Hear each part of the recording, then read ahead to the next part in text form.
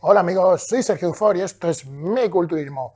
Bienvenidos, nuevo vídeo, estamos de vuelta y vamos a seguir con el canal tal y como os dije. Habéis visto que os prometí que iba a haber más mandanguita, que iba a haber más vídeos semanales, a mejorar la edición y bueno, poco a poco además el canal me va dando más vídeos. Ya sabéis, que hoy os cuento Dufor en másmusculo.com para recibir toda la suplementación que necesitéis, que además ahora que hace el calor que hace que estamos flipando, entra mejor en los batidos que las comidas, y CBD fresquito, que eso es lo que nos hace falta, un poco de frescor, en bobbygreen.com, enlace más código y recibiréis un 20% de descuentos en toda la gama de productos. Bueno, pues nos ponemos con el vídeo de hoy, que vamos a hablar sobre preparadores. Algunas veces hemos hablado sobre nombres concretos en el mundo de las preparaciones. Recordad que creo que hicimos un vídeo sobre Chad Nichols, hemos hecho vídeos sobre Trevor Smith y Paul Borresen. Bueno, pues hemos hecho varios vídeos de preparadores, pero hoy vamos a hablar de un modo más genérico sobre cómo está el mundo de las preparaciones hoy, de qué es lo que hay que buscar, de en qué a veces los preparadores nos equivocamos, ¿vale? Es cierto que, bueno, que de un tiempo a esta parte, concretamente, yo diría... Bueno, yo empecé a pagar a mi preparador hace muchos años. Yo la primera vez que pagué un preparador fue en el año 2007, en concreto a Ramón Puig, conocidísimo por todos. Creo que además fue el primer preparador profesional. Cuando hablo de profesional me refiero a una persona que se dedicaba de forma exclusiva a llevar competidores. Creo que fue el primer preparador profesional que hubo en España, ¿vale? Ramón Puig, que ha llevado a todo el mundo. Fue el primer preparador al que le pagaba religiosamente toda la mensualidad, todos los meses, ¿vale?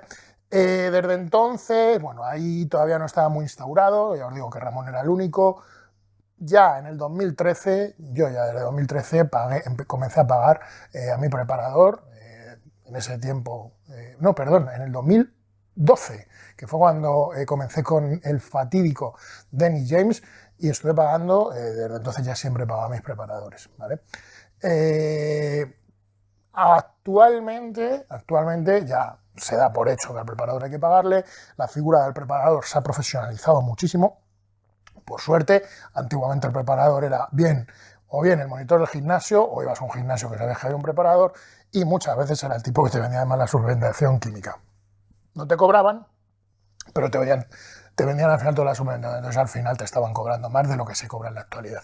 Bueno, pues como os digo, la figura del preparador se ha profesionalizado mucho, mucha gente está entrando pensando que se va a poder dedicar a preparar, con lo cual, con esa profesionalización ha llegado quizás un poco los diferentes grados de preparadores, ¿vale? No voy a entrar en críticas, a decir qué tipo de preparador debe ser bueno, qué tipo de preparador debe ser malo, ¿vale? Pero muchas veces caemos en errores a la hora de elegir preparadores, ¿no? Normalmente lo que miramos, sobre todo en el mundo de la competición, son los resultados de competidores muy top, con mucha predisposición genética, que están con determinados preparadores, y al final eso pues no es sintomático de ser un buen preparador. ¿Por qué? Pues porque yo he visto casos, como yo siempre he dicho, de gente que realmente podrían estar perfectamente ganando campeonatos si los preparara su padre o el camarero del bar de la esquina, porque hay gente con una predisposición genética. Al final se trata más de ver un pool más general de atletas de un preparador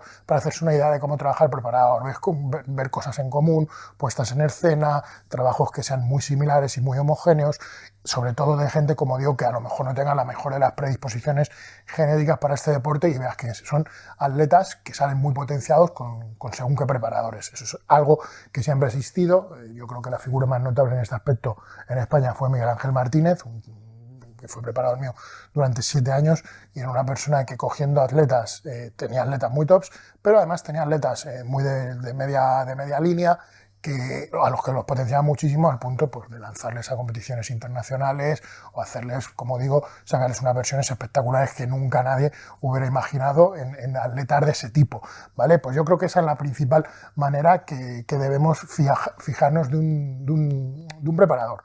Un aspecto que tampoco se habla mucho, ¿vale? Y que al final es en lo que incurrimos muchos, me voy a incluir en todo lo malo, por no quererme destacar como algo bueno, es muchas veces vemos que los preparadores pues no se preocupan en exceso por la salud y sí por las medallas. ¿Por qué? Pues porque las medallas sí que las vais a ver en redes, ¿no? Y los aspectos de salud no. Creo que es un error. Actualmente, por suerte, ya somos unos pocos en España los entrenadores que trabajamos con un servicio médico detrás, que trabajamos con un médico para nuestras asesorías. ¿Por qué? Porque un preparador, bajo mi punto de vista, debe de ir de la A hasta la B. Es decir, ¿con esto qué quiero decir? Pues con un preparador, evidentemente, no vamos a desdeñar que hay uso de química y demás. Pues un preparador debe siempre ocuparse del aspecto del entrenamiento, del aspecto de la nutrición, y en el caso de la química, en determinadas pautas o determinadas sintomatologías hasta las que puede llegar con su cualificación como preparador. Es cierto que en el mundo de los preparadores ahora, como todo el mundo, como digo, hay tanta gente, como todo el mundo quiere destacar, salen mucho los pseudocientíficos, la gente de papers que no está, que coge los papers de redes, pero no hay gente que haya tenido una formación específica para ello, y es cierto que sale mucho, como digo, mucho pseudomédico, mucho pseudocientífico. Para esos menesteres es mejor tener un médico y buscar siempre que el preparador se preocupe de la, como digo, de la salud. Aspectos importantes, el tema de protocolos, ¿vale?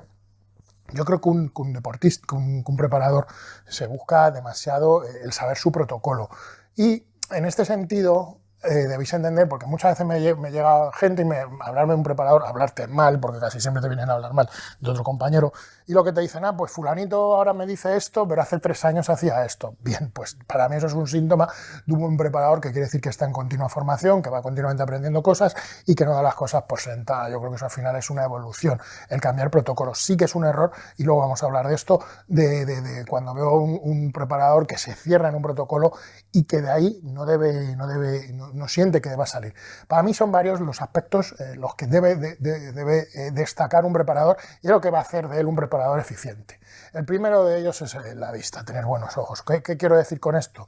Pues que hay preparadores, primero, que no somos objetivos cuando vemos a nuestro alumno. ¿Por qué? Porque al final el alumno es fruto de nuestro trabajo, y no queremos que nuestro trabajo se cuestione en forma de cuestionar los resultados de este alumno o el aspecto de este alumno. Entonces hay que ser suficientemente crítico, ¿vale?, para saber si el trabajo que lleva esa persona está bien hecho o no está bien hecho. Ojo, siempre por nuestra parte. ¿Por qué? Porque siempre, y esto es algo súper importante, queda la injerencia o la capacidad de compromiso con el programa que va a tener el atleta. El entrenador va hasta donde va, es una herramienta y no puede ir más allá, pero siempre tiene que tener una visión de saber hasta dónde puede apretar al deportista, saber cómo está el deportista, el aspecto, ser objetivo con el aspecto, y aceptar que a veces también se puede equivocar. Es muy importante, como digo, que el entrenador tenga esos ojos. Aspecto súper importante para mí, que tenga oídos. Y es algo que siempre todos hemos sufrido con algún entrenador, y muchos entrenadores pecan de eso, y es no saber escuchar al deportista, ¿vale? El deportista, tener en cuenta que, sobre todo cuando está en etapa competitiva, es una caja de emociones, y todo en su cabeza va a 1000 por hora. De hecho, yo siempre digo que un culturista en etapa de competición nunca debe tomar decisiones drásticas, del tipo que sean, tanto personales como deportivas. Nunca a dieta de competición toméis decisiones drásticas, porque van a estar siempre muy condicionadas por pensamientos, por ruido ambiente, que probablemente luego vais a arrepentir. Pero como digo, el entrenador siempre debe estar pendiente de eso, a la comunicación, de dar continua comunicación con el deportista, cómo se siente, respecto al programa, si una comida le va bien, si una comida mal, si el entreno le está yendo bien, si está respondiendo. Debe escuchar, debe estar siempre presente en todo momento para que el deportista sienta ese respaldo, porque muchas veces el deportista va a tener, a lo largo de la preparación, va a tener sensación de que está hablando con la pared. Eso no puede pasar. Un entrenador, entendemos que debe ser profesional, entendemos que no es un psicólogo y ni siquiera tiene por qué ser un amigo, pero sí debe tener ese servicio de escucha para el deportista, ¿de acuerdo? Importante, para mí es una de las cosas más importantes, que es que un preparador debe tener capacidad de maniobra, y esto nos lleva un poco a lo que estaba comentando antes de los protocolos. Muchos preparadores se enrocan en un sistema de trabajo que no está mal. Yo creo que siempre hay que partir de un punto, ¿vale? O sea, yo creo que siempre debemos partir de un punto A, y una vez partimos de ese punto A, como preparadores debemos saber desenvolvernos y tener, como digo, margen de maniobra y capacidad de rectificación. ¿Por qué? Porque a veces se traza un protocolo y de ahí ya no se mueve el entrenador, pase lo que pase. Esto es algo muy habitual con entrenadores que hayan un volumen muy grande de trabajo, ¿vale? Que no saben salir de ese rango, que al final sí que es cierto que son rangos de seguridad, pero en esos rangos de seguridad muchas veces no se alcanza la excelencia. Creo que un preparador además debe tener capacidad para aceptar riesgos. ¿Qué quiero decir con esto? No estoy hablando de la salud, sino salir de su zona de confort en ese sentido, en el protocolo, es decir, compartir siempre con el atleta, porque hay que entender que esto es un juego de equipo, no es lo que yo digo como entrenador va a misa, siempre es un equipo, el saber salir de ese protocolo, de esa zona, de ese rango de seguridad en búsqueda de la excelencia. El preparador al final para mí es un artesano y debe buscar esa excelencia en sus deportistas, y eso a veces implica tomar riesgos, hacérselo saber al deportista. Yo muchas veces a mis deportistas se lo digo, vamos a salirnos de aquí y nos vamos a lanzar al espacio. No sabemos si vamos a llegar a la luna o si no vamos a quedar flotando en el espacio, pero hay que salir de ahí y ver qué pasa. Me parece que es una estrategia, aunque arriesgada, que a veces hay que salir de ahí, porque ese descubrimiento va a hacer que en el siguiente, teniendo en cuenta que todo es un aprendizaje, que en el siguiente paso podamos partir ya desde otro punto en el que estamos. Por eso, como digo, es muy importante la capacidad de maniobra en un entrenador, y al final todo está interrelacionado. Esa capacidad de maniobra también va a ir muy determinada por lo que hemos estado comentando antes de saber escuchar. El saber atender, que a veces el atleta simplemente le ha dejado de funcionar lo que hasta ahora le ha funcionado, y que hay que tomar otras determinaciones, cambiar protocolos, cambiar estrategias y ver hacia dónde podemos ir. Si hay que preguntar a alguien, se pregunta. Yo creo que un preparador no debe tener recelo en preguntar a otro compañero. No debemos pensarnos que somos un colectivo diferente al resto del mundo, igual que los médicos hablan, igual que los arquitectos hablan, un entrenador debe hablar con otros entrenadores y ponerse al día y ver cómo puede ir perfeccionando a base de ir captando. Yo, desde luego, he tenido muchos entrenadores a lo largo de mi vida y de todos ellos he tomado aprendizaje y de todos ellos sigo aplicando conocimientos, más allá de que, como digo, yo tengo mi propio plan de ataque del cual ya parto y me voy moviendo hacia un lado o hacia otro. Al final, y es muy importante, porque sí que es cierto, con esta profesionalización, con esta visibilidad que estamos teniendo los entrenadores, sí que es cierto que siempre se tiende un poco a vanagloriarse, a sentirse como la parte importante y fundamental. No, la parte fundamental es la del deportista, y el entrenador siempre debe asumir, tanto entrenador como deportista, primero que esto es una cosa de dos, es una cosa de equipo, y que el entrenador no es más que una herramienta más en la preparación de un deportista. Importante, muy importante, pero por ejemplo no es más importante de lo que pueda ser la pareja del deportista. ¿Con esto qué quiero decir? Que el trabajo del entrenador va de este punto a este punto, el resto va a ser el atleta. El atleta es el que se mete debajo de la barra, el atleta es el que pasa hambre, el atleta es el que decide comprometerse con el plan y siempre va a ser en última instancia el responsable. Yo con toda la gente que trabajo siempre les digo lo mismo: si ganas es porque eres muy bueno, si pierdes es porque lo has hecho mal. No tengo ninguna responsabilidad ni en lo malo ni en lo bueno. Quizás algunos no estéis de acuerdo, pero yo cuando era deportista era como así lo sentía. No entendía que el problema fuera parte del entrenador. O sea, en muy contadas ocasiones yo he competido 60 veces a lo largo de mi vida aproximadamente, y diría que 2 o 3 quizás haya sido cagada del entrenador, y las otras veces que las cosas no han salido bien, ha sido culpa y responsabilidad mía. Muchas veces se mira la puesta a punto, pero a veces la cosa viene mucho más atrás, de que no se han hecho las cosas como debían, de que el contexto no era el adecuado, de que no estabas a lo que tenías que estar.